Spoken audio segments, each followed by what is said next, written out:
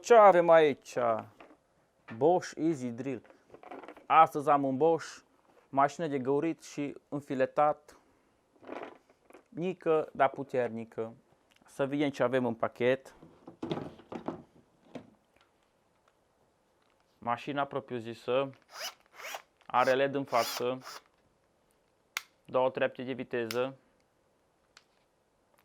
mai are față-spate, aici încă 15 trepte de reglaj, plus una de găurire, bateria de rezervă, încărcătorul.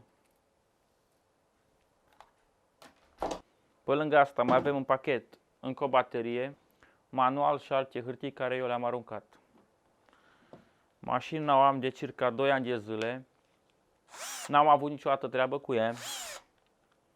Pe cât e de mică și lumea ce că e mică și nu duce, am dat găuri și în beton cu ea, cu un burghiu mai special. Pe lângă casă e foarte bună să o aveți, se descurcă cam cu orice. Eu zic că merită să o cumpărați. Da, bun, și ca să nu ziceți că mint, vă fac o demonstrație aici live. Foie, capul meu, s-o tot dus până masă. Puternică și bună, vă recomand.